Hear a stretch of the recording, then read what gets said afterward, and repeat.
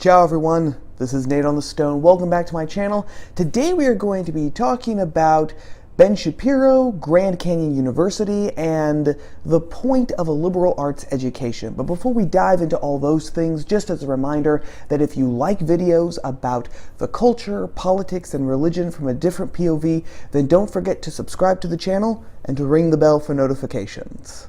I say Ben Shapiro, you respond, facts don't care about your feelings. From being just another editor on Breitbart News to the creator of his own site, The Daily Wire, Ben Shapiro has moved from being just one of a number of commentators on the right to the host of one of the most popular podcasts in the country. And with that quote, facts don't care about your feelings. He's basically become his own meme. And as such, it's not unusual for colleges, universities, or the student bodies on colleges and universities to invite him onto campus to talk about politics, culture, the things that political commentators usually talk about. Well, a few weeks ago, the Young Americans for Freedom chapter on Grand Canyon University in Arizona extended an invitation to Shapiro to speak, and everything was going along smoothly, everything was great. And then Grand Canyon University said no, Ben Shapiro was not allowed to speak on their campus. Now, to be fair, Grand Canyon University, as of this recording, has actually reversed course and extended another invitation to Shapiro to speak on campus, and it looks like after some initial back and forth, Shapiro has accepted the invitation, and so will be speaking on their campus at some point in the near future. What's really fascinating about this story isn't so much that GCU canceled Ben Shapiro's talk initially.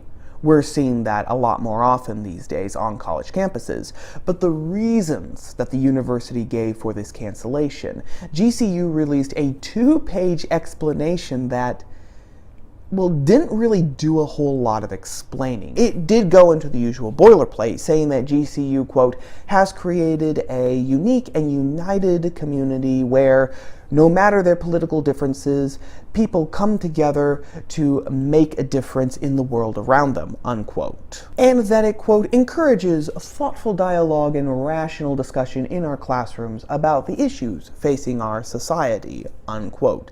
And that it doesn't deal in the high volume of rhetoric that you see on other campuses. High volume of rhetoric that does nothing for community building and problem solving. Translation, bottom line, Shapiro engages in high volume rhetoric and not in community building and problem solving, and so he's not invited on campus. Now, before anyone starts typing furiously into the comment section, I know. Ben Shapiro's First Amendment rights were not violated in any way, shape, or form by GCU rescinding their invitation to him to talk. As a private Christian university, GCU has every right to invite whoever they want to speak on campus and to say to whomever they want that they're not welcome to speak on campus. I get it, I got it, I'm good. The problem is there are still 2 glaring holes in the university's implied reasons for canceling Shapiro's invitation initially. The first problem has to do with the very nature of education itself. I don't think that any of us are going to disagree when I say that the whole purpose of a college or a university is to teach. It's so that people can come to learn. That's been the entire point of the university system since the very first one was built in Bologna, Italy in 1088. And sure, those medieval universities were run a lot differently than they are today, medieval universities being much more like medieval guilds, which were associations of professionals in one particular field. But the entire purpose, the entire end goal of the university back then was the same as it is today. It was to teach people. But to teach what exactly? There are literally hundreds of different fields of knowledge in the world today, which is one reason why the economist Thomas Sowell has said that it is literally impossible for any one person to learn everything there is to know about everything. People go into different fields. They learn different skills. And that's the reason why every community creates a web of interdependence among people. Because people don't know everything. And mirroring that, there are different types of schools. There are trade schools, tech schools, folk schools, and schools of divinity, on top of the regular university system. But whereas a trade school or a divinity school is in the business of teaching you one particular skill, like carpentry, or one particular area of knowledge, like Christian apologetics, the university that we usually think of when we think university or college is to teach a liberal arts education. The American Association of Colleges and Universities defines a liberal arts education as one that emphasizes knowledge throughout a broad range of subjects plus concentration in one particular topic, which is just big fancy academic speech for saying that if you go to a liberal arts college and you decide to major in chemistry, you're not just going to be taking chemistry classes. You're going to be taking classes in literature, in the other humanities, in math, and if it's a religious school like GCU, you're also going to be taking some religious classes. The purpose of this patchwork education isn't just to learn facts, as important as facts are, and it's not just to get a good job in whatever field you decided to major in, as important as that is. Instead, the liberal arts education is also designed to give everyone who takes it a unique set of skills which are invaluable to anyone, regardless of what profession you go in or who you are or where you are. Skills like communication, critical and analytical thinking, and the ability to take the facts that you've learned and apply them in a critical way to the world as it is today. In a nutshell, a liberal arts education is about improving ourselves individually as people, and by improving ourselves, improving the world around us, since one of the points of a liberal arts education is that we're going to take the facts that we've learned and the skills that we've learned and use them to try and help the world as much as we can. Example, let's say that you go to a liberal arts university or college and you decide to major in history. And so you take a ton of courses in the history department and you stuff your head with dates and names and events. And you're in heaven. You love history. That's why you majored in it. And you just can't understand why all your friends who can only talk about the Valentine's Day dance that the college is putting on, why they think that that's more important than the syphilis epidemic in England in the 18th century. But you don't just learn the bare bone facts. You don't just learn raw data. You also learn invaluable skills. For example, how to do research, which is basically just figuring out how to find an answer to a particular problem or question. You learn critical thinking by analyzing primary documents and by analyzing the arguments of other historians. And you also learn communication, writing paper upon paper upon paper and giving presentation after presentation after presentation for 4 years. But this is a liberal arts school, so you can't just take history classes. And so you diverge a little. But this is a liberal arts school, and so you can't just take history classes. So you take some literature classes, you take some science classes, maybe physics or mechanics. You take some philosophy classes. And if it's a private religious school, you definitely take some religious classes. Now, because of that, when you look at events in history, you can see a lot more than just historical events. Before you took those other classes, before you broadened your knowledge, you might have looked at the invention of the Gutenberg printing press in 1440 as just another historical event, another invention on top of all the other ones that we have. But now that you have taken those other classes, you see that the Gutenberg press wasn't just another invention. Because of your broad knowledge, you can see how the invention of the Gutenberg press changed religion in Europe with the Reformation. You can see how it helped change people's ideas about man and society with the Enlightenment. And you can see how in some cases it actually changed how we think about government, like with the Glorious Revolution of 1688 in England and with our own American Revolution here in the States. And with that broad knowledge, plus the skills like critical thinking, you can now take those and apply it to the world today. Someone comes out and says that they're going to create another social media platform that will revolutionize how we communicate with each other. How is it going to affect society? How is it going to affect us individually? Before, you might not have a clue, but now, with your broad knowledge in a range of topics, plus your ability to communicate and to think critically, hopefully, if the education took hold, you might be able to create some possible answers. You're not going to be flying in the dark. You have a roadmap, however sketchy it might be. If the point of a liberal arts education is to broaden your knowledge in as many fields as possible, as well as developing the skills that we talked about, then it only makes sense that you're going to study as many things as possible in as many fields as possible. But that leads to an interesting paradox, because in doing that, you're going to have to read and study things that you don't like and which you don't agree with at all. Behind me here are some selections from the Great Book Series, which was compiled in the second half of the 20th century by a philosopher named Mortimer Adler.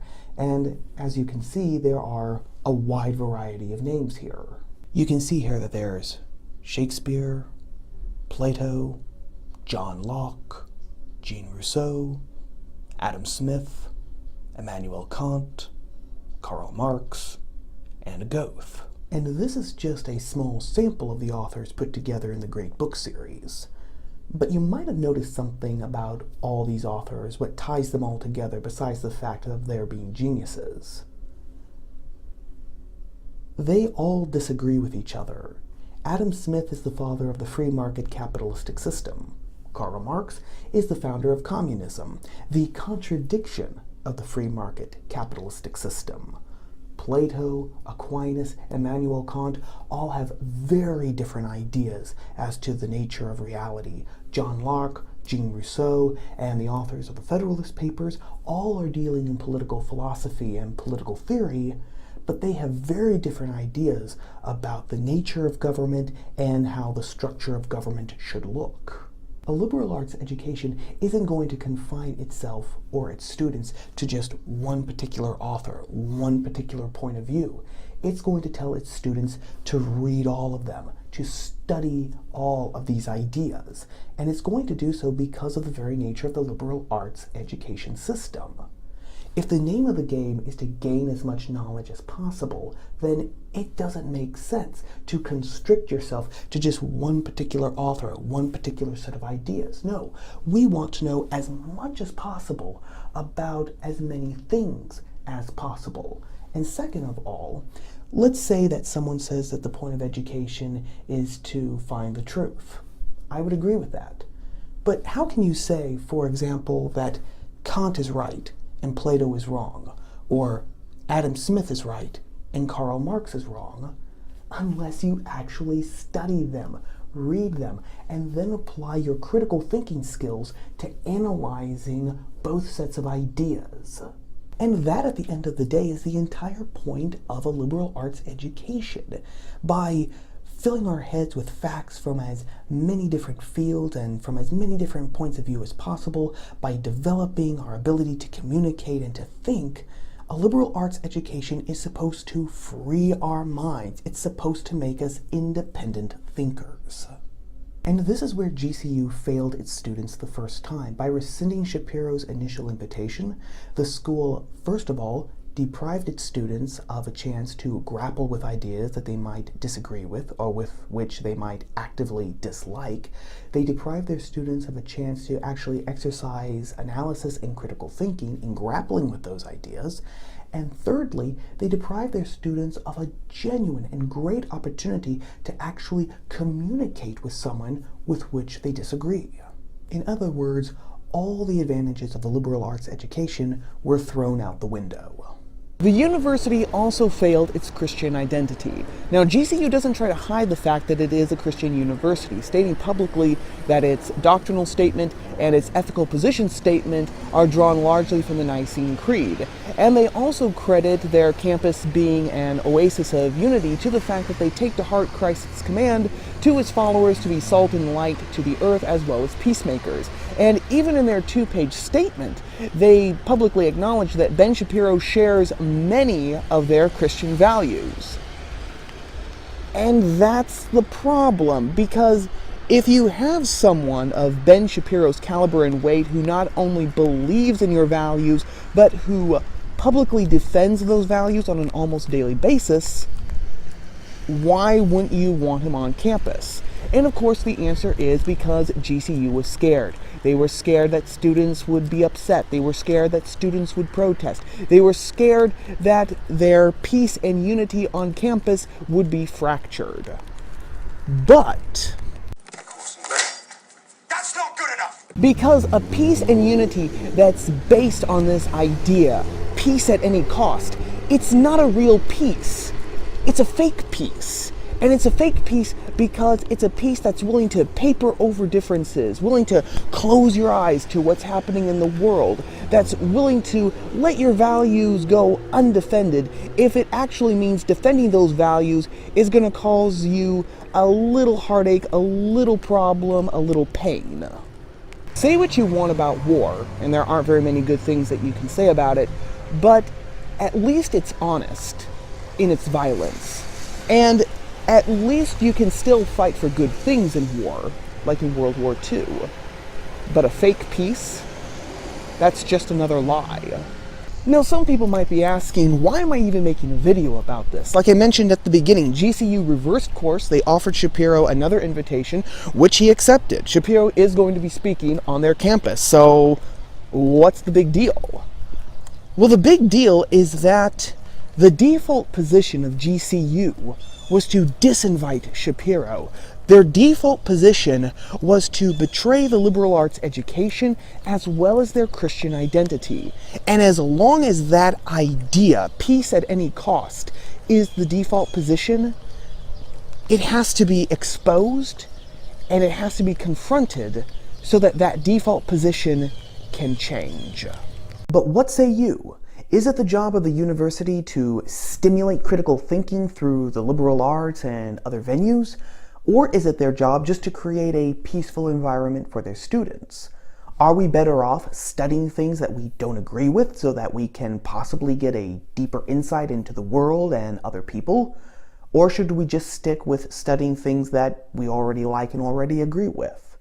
As always, let me know your thoughts down in the comment section below. Well, that about wraps it up for this time, gang. As always, if you liked the video, whether you agree with me or not, don't forget to give the video a like. Everyone helps me, guys. Honestly, it does. And think about subscribing to the channel and ringing the bell for notifications so that you will always know when I post new videos like this every Tuesday. Videos that you're not going to want to miss. Thank you as always for watching, for giving me a little bit of your day, and I will see you again here next week on Top of the Stone. Ciao.